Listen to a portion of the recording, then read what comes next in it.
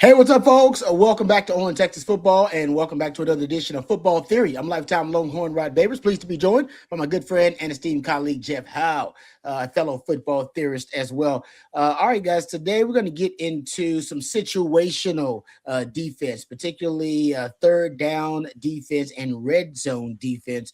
Jeff, I'll open the floor up to you because this is kind of the topic that you wanted to dive into. What particularly piqued your interest about the third down defense, red zone defense for Texas? Well, actually, I started looking at the offense, and we'll get into the offense maybe next week because just how bad the offense was on third down. I don't think we knew they struggled at times. I don't think we realized how bad it was, though, the totality of it. But I decided, let me go take a look at the defense, and I saw a couple trends, Rod. And as I've on the channel, I've tried to deconstruct in now the months following Sark making the coordinator change, parting ways with PK, bringing back Will Muschamp, and why did Sark make the change? Where were the trends turning negatively that maybe he didn't like, or that he felt he had to make the change? And we talked a lot about maximizing pressure.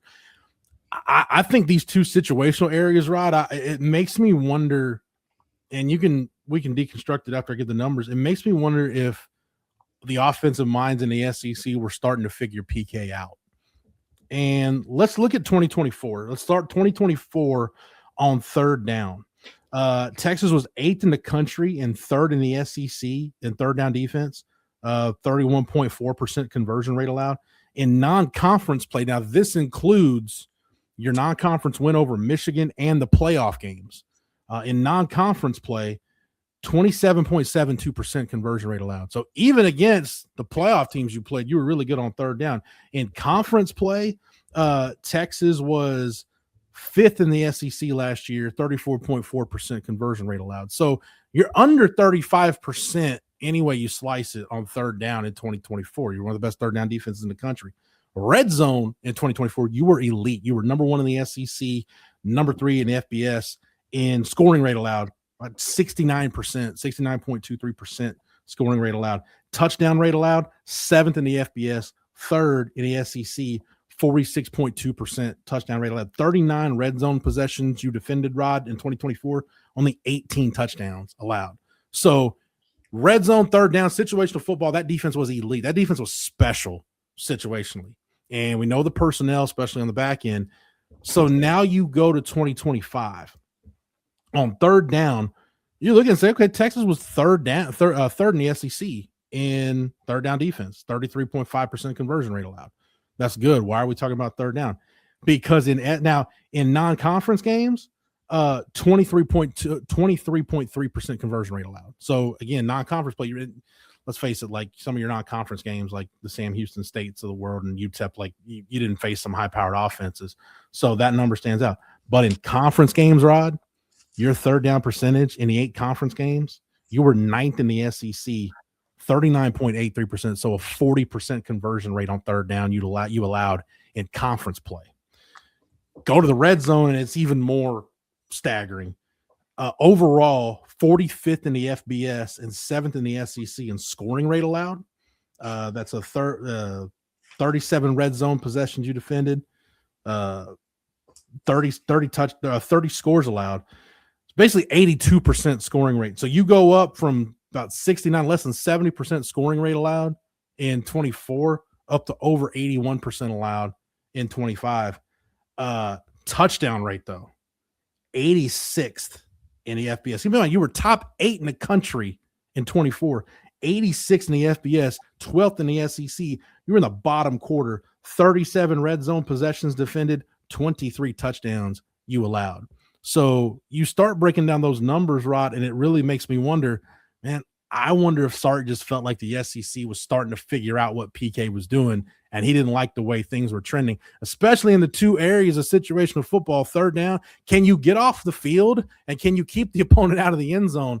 If you start slacking in those 2 areas, you've got a problem, and I'm starting to think that's the best way Sark felt like he could rectify the problem, was just to change coordinators. Yeah, but that's a good point. But he fell off a cliff, though.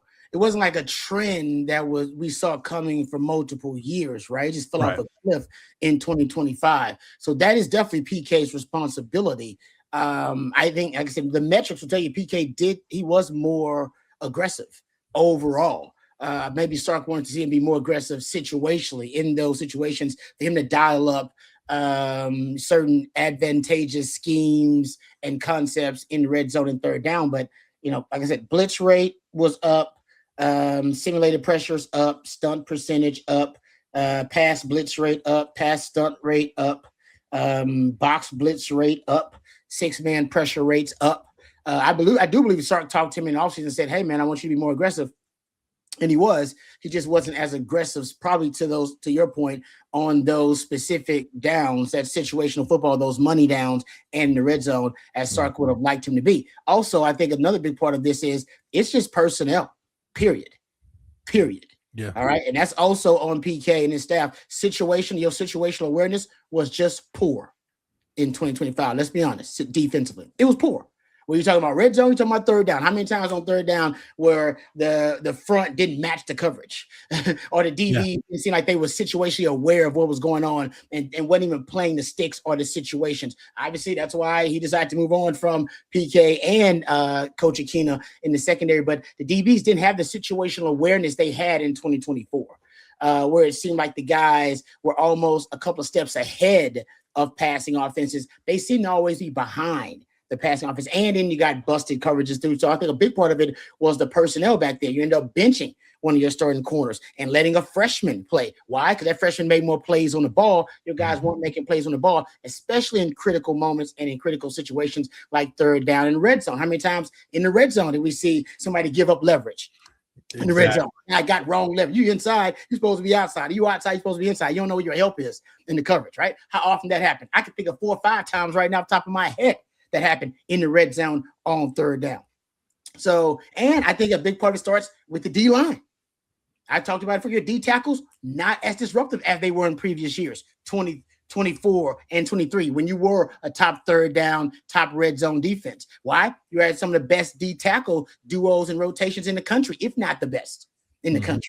And you did not have that this year. You had good, you had serviceable, but you only had like 50 something pressures combined between all your D tackles. In previous years, you're in triple digits in D tackle pressures. So I think a lot of it, yes, PK, it's on PK to solve those problems, but your personnel did not have situational awareness in those critical moments. And your situational awareness was poor. And I think that's a big part of why he made the move with PK. But that's something that PK didn't fix, that I think Sark wanted him to fix during the season, that led to them being such the precipitous drop-off of production and efficiency on third down in the red zone. And I think you just laid out, Rod, what would be my main argument to back up the numbers. Like, because we can look at the numbers and like, okay, that's not good. It's not that you allowed teams, especially in conference play, to convert on third down at too high of a clip. It's not that you didn't do a really good job defending the red zone. It's how it happened. Yeah. And for you to just look completely discombobulated and disorganized, and you got back to some of the stuff we saw in 2022 and at times in 2023 where it didn't seem like the front knew what the back was doing and it wasn't tied together. And if you're telling me that the only time the front end and the back end were tied together the way you wanted was when you had a Thorpe Award winner at cornerback, similar to some of the stuff we said about the offense, you probably need to change something, because there's probably something in the way you're either teaching it or the system itself that's flawed, that needs to be fixed, because it shouldn't be that discombobulated. And I go back, Rod, to the language Sark used when the first press conference where he talked about making the move, when he called Will Muschamp the head coach of the defense.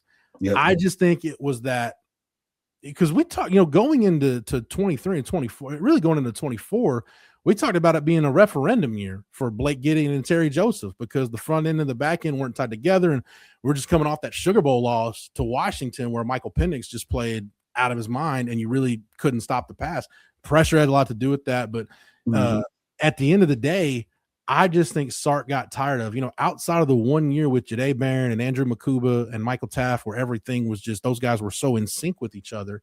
And, you had dogs on the front of your defense, just your personnel was able to override any kind of schematic deficiencies that you may have had.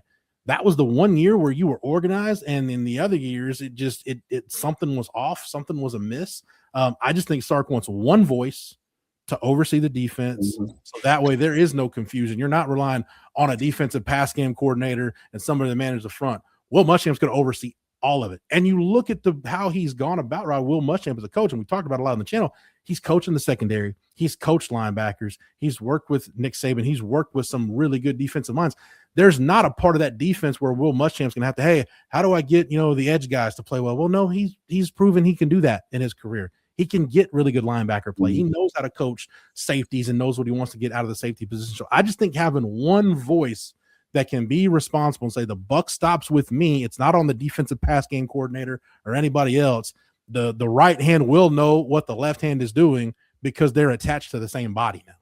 Yeah, no, and I think ultimately you'll have more synchronicity because of that, because you'll have a guy that not only can, create and, call the fronts, but he also has experience, and his expertise is specializing in the secondary. He's a safety by nature. So I'm with you on that. And he has a guy that he trusts in Blake Gideon, also in that secondary. He's got history with Blake Gideon, who kind of understands how Will Muschamp wants to execute a defense.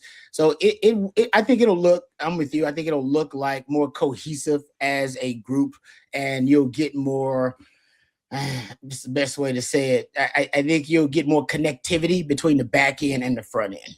If you get an aggressive call in the front, if you got a blitz call, then you won't get a passive coverage and passive techniques in the back end, which sometimes didn't make sense. If we're going to be aggressive and have an aggressive call in the front, you would assume that the secondary would also be aggressive to take advantage of the front putting the pressure on opposing quarterbacks. So oftentimes I just think that it was a misalignment. Something was lost in translation between the PK's coverages and the fronts that he called. And now I think you'll have not only more personnel, better personnel, I should say, to fit what Muschamp wants to do, but I think the scheme is going to be more aggressive, uber aggressive, but you're also going to get more aggression, and you're going to get, I think, a back end, a secondary that's going to be making more plays on the football because they're going to be at the catch point more often, and you won't get the bend but don't break philosophy that PK way too often, I think, tried to utilize in the secondary with his coverages. Yeah, Just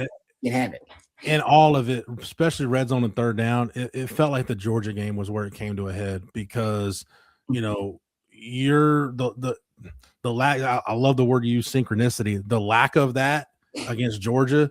Mike Bobo's game plan exposed it. Like, I know Georgia fans probably have their thoughts and opinions on Mike Bobo as a play caller, but in the 3 games against Texas, he hadn't reinvented the wheel. He just looked at where can I attack? What's the path of least resistance here?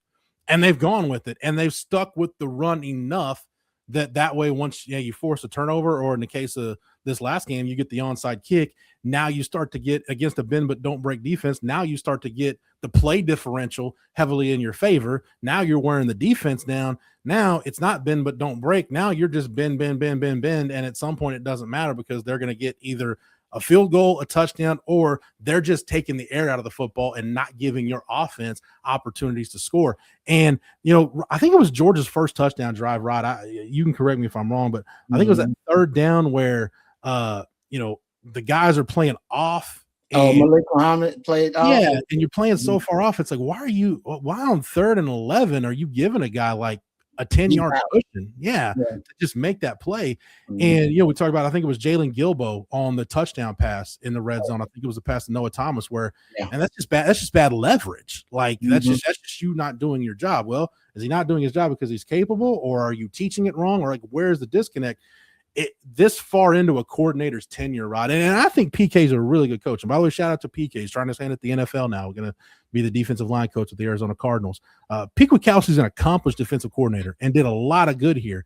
But if you're this far into the tenure and you're still having problems with disconnect, something's wrong. Something's amiss here. And like you said, the only year where they really got it all, together, where they really seemed like the front and the back end were married together philosophically and conceptually, was 2024. And you had a first and a second round pick and a Thorpe Award winner. Which is great to show you the development aspect of the program. But if that's what you need to make your secondary click and for your coverages to be executed at a high level, all right, probably got a bit of a problem there. That shouldn't be the case. So I think you're going to get – my biggest issue with the secondary was I don't think guys knew where their help was. Like, I don't think guys understood the strengths and the weaknesses of the coverage. And every coverage, by the way, has strengths and weaknesses, especially based on the front and based on the pressure package you're bringing. So as the DBs, they need to understand that. You have to understand with the weak, because the weakness of the coverage is going to tell you where your help is. The strength of the coverage is going to tell you where your help is. And there are certain guys who may not need that help. There are certain guys who really need that help. And situationally, you need to figure out as a DB where your help is. Where's the weakness and the strength of the coverage? You do need to know what the front is doing, because if it's a pressure, that ball's coming out quickly. All right. You do need to know where the pressure is coming from, because that quarterback gets flushed. He's probably going to flush a certain way based on where the pressure is coming from. All those little things will help you. And nothing against, the DBs last year. I'm not sure all of them were on the same page when it came to knowing the strengths and the weaknesses of the coverage and where your help is. No, like that's why the leverage was always off. And you're like, why is this guy inside when he's got help inside? It's like, well, don't be inside. You need to be outside, right? And if you're outside, you shouldn't really, and you got inside help. Why should you fall for the inside fake? You shouldn't. You should be slow to the inside fake. And matter of fact, that was in the Georgia game too. Remember the young guy, he went for the inside fake. Like, well, you don't need to go for the inside fake. You got inside help. You need to wait for the outside fake. He's coming right back into you, and he came right back to him on the whip. So it's just that's part of leverage, and I think that's part of these guys understanding the nuances of the coverage, not just, it's coverage. This I got cover 2. I got the flat. Cover 4. I got the quarters. Cover 3. I got the thirds. Like, no, man. It's way. And that's why guys like Makuba and Janae Barron was so good, because they understood the nuances of the coverage. That's why Janae Barron had 5 picks. 3 of those picks, he was a secondary, tertiary defender. It wasn't even his guy. Right. He just knew the coverage so well. He knew the strengths, knew the weaknesses of the coverage. So if you know the weakness of the coverage, you know where the offense is going to try to attack the coverage. They go into the weakness if they're a good offense, and when they attack that weakness, you should be able to capitalize on it. Not enough of that in that secondary. So no doubt, yeah. On the last thing I'll say on the secondary, Rod, is I know you get fired up talking about the secondary, but the last thing I'll say on the secondary is when you look at one thing I look at in terms of how confident is a defensive back is, and how well is he in tune with what's going on, is how many plays are you making on the ball? Not just picks, but like, are you in a position to break up a pass? Like, are you just in a position to make a play on the ball? And I think it says a lot about where the defense was headed, maybe not in a good way, that your 2 leaders in pass breakups at the end of the year were Grayson Wilson, a freshman, who naturally in the nickel, you're going to get picked on anyway. So you're going to have a lot of opportunities, but that Cade Phillips, in not a full season as a starter, made more plays on the ball than anybody in that secondary, pretty much. Yeah, I think that says a lot too. No doubt, brother. I do. That's good stuff. Appreciate you, Jeff. Great breakdown as always. Appreciate your football theory and the knowledge that you always drop here on the show. Thanks to Matthew behind the scenes, always doing a great job twisting and tweaking the dials. He's the real MVP. And thanks to each and every one of you for watching and for listening. For Jeff and for Matthew, I'm Lifetime Longhorn Rod Babers. Until next time, hook 'em horns.